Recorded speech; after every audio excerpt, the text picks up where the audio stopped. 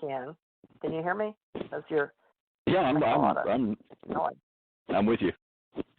I wasn't going to say though, is there some way that all of our guests that are listeners that may have some suggestions and ideas along that line to where, I'm willing to put out my email address and people can hit me direct. It might destroy my email spot, but or if any of the other of us here tonight have a suggestion where we can have people make direct contact with us and give their inputs and their ideas, because right now we are at the very, very, very infant stage of organizing the whole Allied force. And now, in what you were just describing, if we can make it much more of a universal peace type organization, but with strength, then I think having a sword with flames and everything else is a little bit too militaristic. And I've been military all my life through from the time I was in the ninth grade up through college, and then in the Marine Corps. So I understand chain of command. But if we can do it so that that the average person out there can understand that we do have an organization, we do have a chain of command. If they do want to make an input, that it will be listened to or taken into consideration, and we can help it develop and grow without looking at people that. And there's a lot of people that, and I probably even consider myself, those of us who've been in the military during conflicts and wars and things. I served during the whole Vietnam War, most of it, and I would much rather see a Allied Peace Command in some way that if it's, I'm sure the people out there have some good ideas and good inputs. TJ, what is the best way for us to be able to allow everybody to contact and put information down where we can then take a look at what they're making suggestions of? Well, okay, TJ? Ahmad and Janet and me and you need to come up with, I can pay for us a government type of business type of email, but for right now we're using Gmail, but I've set up a Gmail for Allied Command Organization at gmail.com for one. But Ahmad, can you help Ken with why there's so much noise on his end? Ahmad? I have no clue. He's moving around quite a bit. He's got a sensitive microphone. I think it's fine. I kicked the dogs outside, and I've closed the door. I have an air conditioner going in the background, being out here in the desert that we're in. It has something to do with your hands or something up close, something to do with, Ahmad, can you explain it as the way, are you holding your phone? Is that it? You'll be able to hear it. I am having to hold my phone. So. Yeah, that could be it. It's just, It could be when he moves or something. Okay, I'm sorry. I'll be more careful. Yeah, we'll have to get you a holder or something. So that's something we want to consider for future radio shows. But that's just because it's picking it up. And regarding what we're doing tonight, folks, if you want to participate, there is a chain of command. We're doing some ideas for how when we meet you. But right now, the UFO Association is a good title for coming together because there's so many. They've established over time that UFO is a good key word in cyberspace. Now, ACO can mean a lot of things to a lot of people, and so can UFO Secret Space. But Janet and I found out that when we ran Alien Contact, we've got a lot of people in Alien Contact. They like that in social media. They also like UFO Secret Space. So we have those two, if you'd like to join them free, and Facebook out there. So these are groups. But now what we're talking about with Ken, Janet, and Ahmad is not only just using a radio show for educational purposes, is to come forth with what we find out and how we know globally that we are going to be space advocates. So yes, Ken, that was important that you brought up. And Janet, we'll get back into rotation here with the fact that we know there are going to be advocates and there's going to be anomalies that we don't understand that they're educating the public on, and what's called sort of a exposure to disclosure program or a soft disclosure with people allowing films that the government's had to go out to History Channel or Stars or whoever they think they're working with groups, that they're going to get direct film.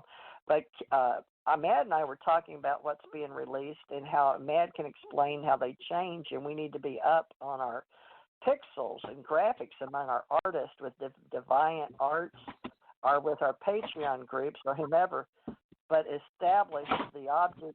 A lot of noise. Ken? Was that noise coming in at that time? Oh, big time, yeah. What is that? Because I got up. Probably me. I got up and I moved and opened the door and got the dog out of the office here. So I'm sorry. I apologize. It's your speakers picking up. Go ahead. Something. It's not that bad. I mean, we can hear everything over it. Yeah, it's just okay. Yeah, we're used to some noise, but it's just I think your hand's right next to your speaker or something. It sounds really, but that's you'll be able to hear it. It'll just be in the file here. But regarding what we're doing, we can take a discussion on this, but we've got to acknowledge that there are people that are aware of Space Force that may be aliens that are malevolent, and we know that there are aliens that are benevolent, and not everybody calls them angels or extraterrestrials. And through folklore, and because we can't prove it, it's called myth, and legends have been built. And Stan Lee made a fine reputation presenting Marvel comics, and I just love the characters and the movies and the entertainment. And we have Comic-Con now, big events.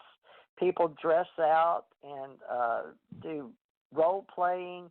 So there's lots of the myth and legends in books and comics, Ace Comics, Marvel Comics, and Thor and Supergirl and Tony Stark. And, we watch this for entertainment. And it's funny that it's coming all together on that. So one of my things with Ace Folklife, with a brand I have, was for art, culture, education for the government in the United States of America I was asked to work with. And we would go to Smithsonian, take our music and our stories up in the mountains. So I sort of brought that knowledge in academia in the universities under anthropology over to what I considered the UFO Association and asked people, including Stanton T. Friedman, who was well known at wanting to know the truth and saying that UFOs are real was his title, slogan or byline or service mark. And he did some tapes. I used to own most of them back in the day. And Stanton has a history of being one of the oldest that started in people's homes and then getting asked to talk about what he knew about UFOs. And there were quite a few books out before that. And there's a history in ufology that we all relate to. So there's books out there, and there were people that collected books. And I got into the metaphysical, not just UFO, but when I went to events in the early 90s, the UFOs weren't accepted into the bigger events. So they struggled to get their own little area, or at least a row of people that were into UFOs and books. So it didn't come along with all the body crystals and you'd say body, mind, health, or New Age community type events. But Star Trek, they became fandom events. Star Trek helped, and I've got a group called Star Trek or Star Warriors that does really good. And Janet recently brought on X-File people, X-Filers, up in Connecticut area or Rhode Island or New Hampshire up in there. So there's various groups like ours forming, Ken, in different groups, and we just have to decide what it is with space, if that's what we're going to concentrate on, and work heavily with understanding that we have those that are looking to form groups on the planet in the educational entertainment purposes of knowing research, and those that are real journalists, real researchers, real historians, versus those that are playing in the Comic-Con myth books gamers, because they're very real. My grandson's earning money in tournaments, in gaming. So we need to rotate this back. Let's see. So it was Ken and me, and Ahmad a little bit. Janet, And then Ahmad, we need to rotate again. So Janet and Ahmad. Ahmad, how do we want to do this? Go back to rotation?